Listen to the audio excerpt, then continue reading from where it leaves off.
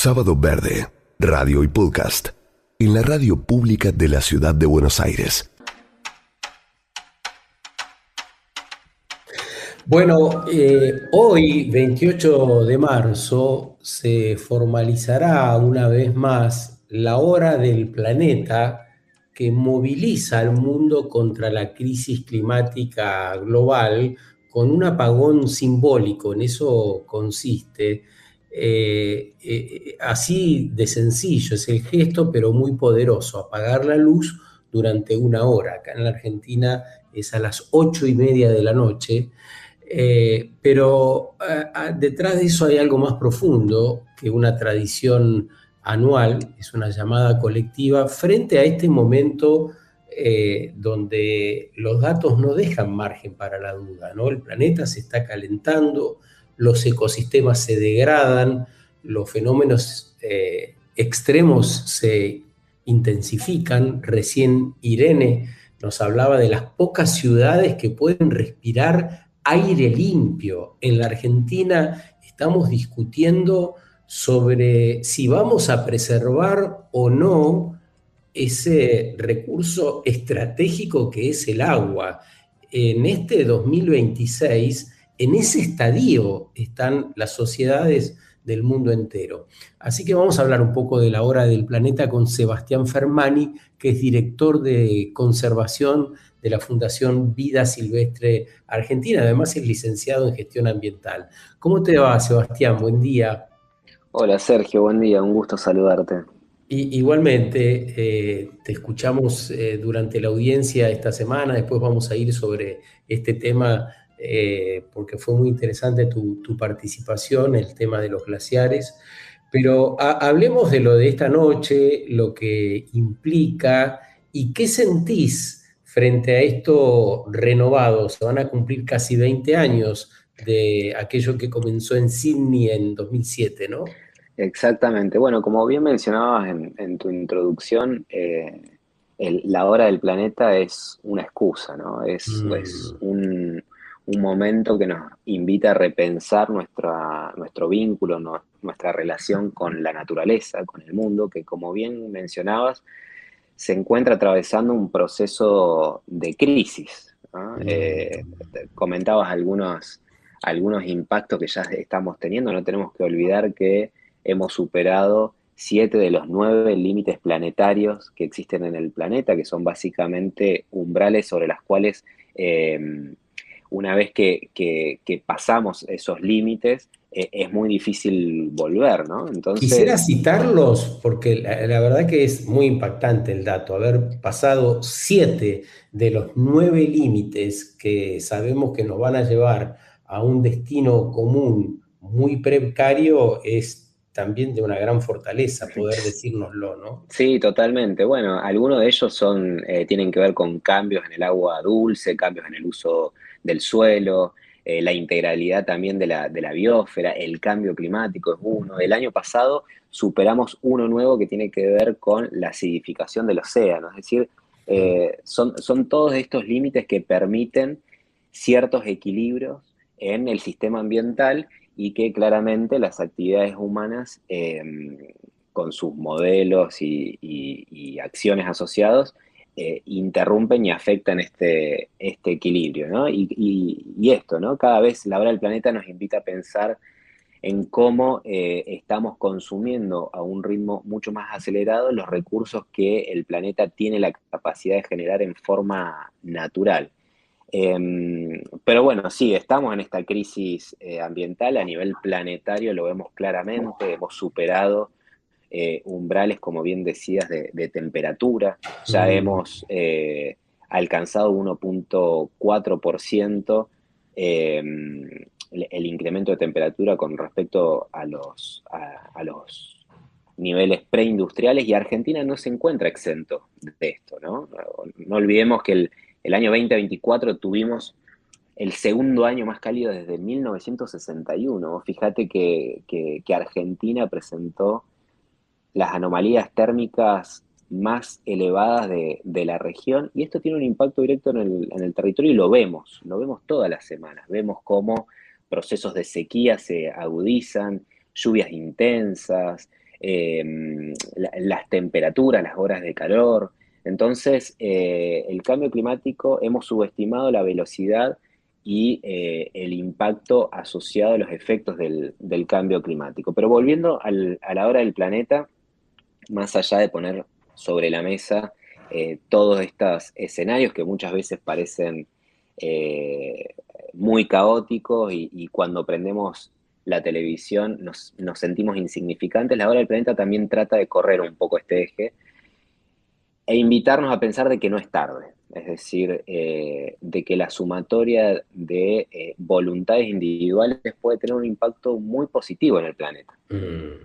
Esto de repensar ciertas prácticas que suceden adentro de nuestros hogares, es decir, separamos o no los residuos, cómo utilizamos el agua, qué iluminación tenemos, dejamos o no prendidos el aire acondicionado cuando nos vamos o las luces. Entonces, también es responsabilizarse con lo que cada uno nosotros podemos hacer para luchar contra este gran desafío que muchas veces nos parece muy grande, pero desde Fundación Vía Silvestre, como de un montón de otras organizaciones, lo que invitamos a pensar es que no estamos tarde, ¿no? Qué bueno donde ponen el foco, Sebastián, porque muchas personas dicen, bueno, lo mío resulta insuficiente frente a la contaminación que puede hacer de un río una gran corporación. Pero hay que entender que la sumatoria de estos actos que Sebastián Fermani, que es director de conservación de la Fundación Vida Silvestre, citaba recién, va haciéndonos internalizar un modo de vida diferente, una mirada diferente, nos hace entrar de lleno en el paradigma deseable a transitar. A mí no me cabe duda que la transición está llegando a su fin y estamos en muchos aspectos en una ruptura de un modo de hacer y pensar las cosas, en el campo institucional, en el campo de los hábitos de consumo, en los vínculos. Por lo tanto, el hecho de separar la basura, de tener en cuenta qué luces tenemos prendidas y esas, entre comillas, pequeñas cosas, nos pone automáticamente en ese nuevo paradigma de cuidado, de atención, de mayor, yo diría, complicidad con las otras personas y con el ambiente. Necesitamos regenerar esa idea de complicidad con todos los seres vivos que nos rodean, ¿no? Totalmente de acuerdo. Vos fíjate que, por ejemplo, vivimos en sociedades de consumo, claramente, ¿no? Y también tenemos que pensar que nosotros a través del consumo podemos orientar ciertas tendencias de mercado. Entonces, prestar más atención sobre qué productos estamos comprando, la cantidad de cosas, si ¿Dónde los verdaderamente no, compramos, no? exactamente, de dónde viene la fruta o la verdura que compramos, cuál es su huella hídrica o de carbono. Pensar también si necesitamos ciertas cosas que por ahí, viste, podemos o reparar o todavía no necesitamos cambiar. Todas estas cuestiones, la verdad que somos muchas personas que podemos hacer grandes cosas. Entonces, un poco la invitación en la hora del planeta es no solamente pensar en la hora del planeta, sino en la hora después de la hora del planeta, ¿no? De Está bueno. cómo podemos cambiar nuestra relación con lo natural. Y en la Argentina es efectivamente desde las 8:30 de la noche, Sebastián. Sí, sí, y de todas maneras hay actividades en todo el país. Esta, la que vos mencionabas, que tiene que ver con apagar las La luces. simbólica es. Sí, la simbólica. Claramente la energía es uno de los factores de emisión más importante, no solamente de Argentina, sino también de muchas ciudades del mundo.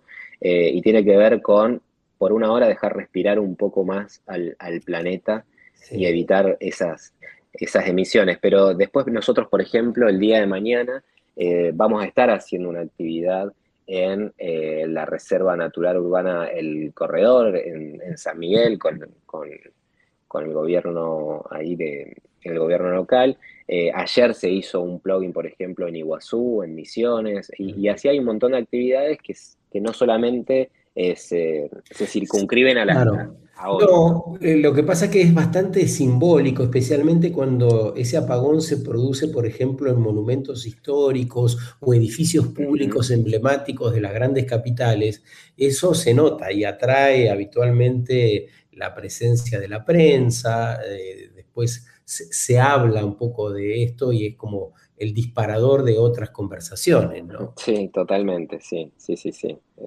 Bueno, ¿cómo te fue en la asamblea, en la participación ciudadana tan truncada, tan restringida? ¿Cuál fue tu experiencia? Contanos desde adentro cómo lo viviste. Te escuché a vos, escuché a Enrique Viale que decía, para entrar acá tuve que pasar 7 controles, está militarizado el Congreso. ¿Exageraba un poco o ocurrió así? No, la verdad que eso fue lo que ocurrió. Habían muchos controles en toda el área del Congreso. Eh, y un poco siempre es bueno llevar la voz a estos espacios, Ah, lamentablemente en un proceso tan complicado como es la modificación de una ley que es vital para toda Argentina.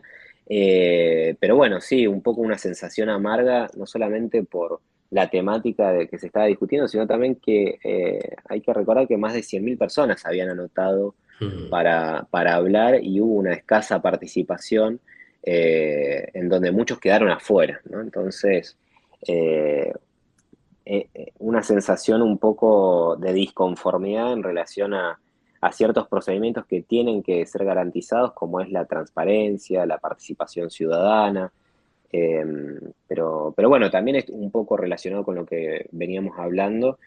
Es un indicador de que mucha gente está atenta a lo que está pasando y que está Mm. defendiendo recursos tan importantes como es el ¿Cómo, agua. cómo crees que se lucha contra la mentira? Porque pocas horas después de terminadas las audiencias, Martín Menem, el presidente de la Cámara de Diputados, sacó un extenso comunicado diciendo lo buena y efectiva que había sido la participación ciudadana, cómo se había cumplido con la Constitución y los acuerdos internacionales. Citó expresamente el acuerdo de Escazú, que Ujú. todos y todas ya sabemos que fue violado expresamente. ¿Cómo transitar ese mundo que nosotros vemos de un modo y se nos intenta contar de otro? Yo creo que en la actualidad tenemos todas las herramientas como para poder ver las cosas desde otro punto de vista. Esto es más que evidente, ¿no? Por más que ciertas personas o sectores puedan decir lo contrario, eh, fue muy evidente de que el acuerdo de Escazú no se cumplió, de que la Ley General del Pero Ambiente evidente no para se quién, cumplió. Sebastián, porque vos sabés que hablábamos antes con Marta Maffei y Marta Ujú, hacía hincapié en esto. Hay que salir a contarle a otras personas este nuevo paradigma ambiental y los perjuicios que trae si no cuidamos el agua o el aire. ujú, Entonces, una persona que no siguió las alocuciones, las presentaciones en el Congreso, una persona que está preocupado por otras cosas, porque está por perder el trabajo, y se encuentra con este comunicado de Martín Menem, dice, pucha, qué bien que funcione institucionalmente la Argentina, porque también convengamos que no llegan fácilmente a los medios todas estas voces que sí saben y que sí están preocupadas por lo que está ocurriendo con el planeta. Eso es lo que me preocupa a mí, ¿no? sí, sí, es una preocupación compartida, te diría. La mejor forma de... Por eso es importante estos espacios como los que ustedes mantienen, Sergio, en donde las personas pueden escuchar otras voces. La mejor manera de luchar contra esto es siempre exponer información completa, ¿no? Mm. Y si bien acá hay una cuestión del ambientalismo que también tenemos que repensarnos eh, si hemos sido capaces de llegar con un mensaje claro a todas las personas. Yo creo que también desde el ambientalismo tenemos que pensar qué narrativa estamos usando para evitar justamente llegar siempre al momento del conflicto con nuestros mensajes, ¿no? Porque Y tiene que ver también con esto lo que hablamos de la hora del planeta, ¿no? Generalmente lo ambiental surge a partir de momentos críticos como esto, ¿no? Una modificación de una ley. Vos fijate cuántos dolores de cabeza nos ahorraríamos si las personas ya entendiesen lo ambiental como una parte de lo social, ¿no? Esto que decías claramente, estamos con índices de desocupación altas, la gente tiene problemas también para de trabajo, para acceder a ciertos derechos básicos. Entonces lo ambiental siempre queda relegado, pero creo que estamos ante la oportunidad de acercar lo ambiental no como una cuestión separada de las otras problemáticas, sino entender esto, ¿no? Que si nosotros no cuidamos este aspecto, es muy difícil que se puedan generar nuevos puestos de trabajo, que podamos impulsar modelos de desarrollo económicos. Entonces, yo creo que hay que traducir un lenguaje más coloquial todavía Sí, la sustentabilidad en general, ¿no? sí, y más te diría, yo creo que necesitamos propiciar que esa narrativa sea colectiva. Me parece que ya salimos de esa idea de que las organizaciones tienen que formular esas narrativas, porque si pudiésemos establecer acuerdos, modalidades de participación cada vez más efectivas, podríamos tener un coro de voces, un abanico de voces que nos permitirían una narrativa más real y contundente de lo que está pasando. Yo creo que tenemos que ejercitarnos mucho, aún los comunicadores, en eso, en la comunicación de parte de lo que decías antes, ¿no? De comunicar todos los hechos, de comunicar la verdad de los hechos, entre comillas, ¿no? Los datos ciertos, imponer lo que dice la ciencia, imponerlo con fortaleza, sin titubeos. Hay mucho trabajo para hacer bien de base, ¿no? Exactamente. Y la sustentabilidad siempre tiene que ver con un otro, ¿no? Mm. Vos fíjate, yo no creo que haya nada más igualitario que nos acerque a las personas, a la naturaleza, que este paradigma que bien mencionabas que tiene que ver con la sustentabilidad. El tema es que tenemos que, hay una sensación, a mí me da la sensación de que creo que hay ciertos sectores, sobre todo el ambientalismo, que manejamos un idioma, pero que no estamos poniendo los subtítulos necesarios para que otras personas lo entiendan, ¿no? Entonces, también hay que repensarse desde el sector, sobre todo en un contexto muy crítico como el que estamos pasando, ¿no? No olvidemos que estamos hablando de los glaciares de Argentina, ¿no? Del agua. Impresionante. Gracias, Sebastián, por este rato con nosotros, por la concientización permanente, por el trabajo que hacen, por las inquietudes que incluyen, como acabas de decir, una interpelación hacia adentro de los movimientos ambientales. Yo creo que hace falta una interpelación general, ¿no? A cómo estamos haciendo nuestro trabajo, las cosas. También el periodismo, también aquel que cura, aquel que sana, aquel que produce alimentos.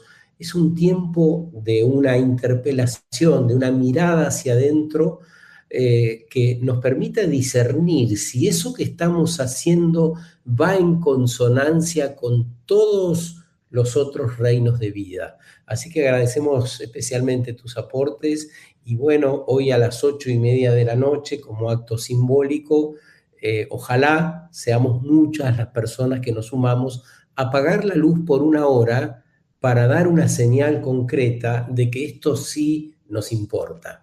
Gran Bueno, abrazo, Sebastián. muchísimas gracias, Sergio, muchas gracias por la invitación y por el trabajo que hacen. Un gran Bueno, abrazo. Sebastián Fermani, director de conservación de la Fundación Vida Silvestre, es licenciado en gestión ambiental. Hablábamos de la hora del planeta, que es esta noche a las 8:30, un acto simbólico, pero que detrás han visto tiene mucha fortaleza. Sábado Verde, radio y podcast. En la radio pública de la ciudad de Buenos Aires.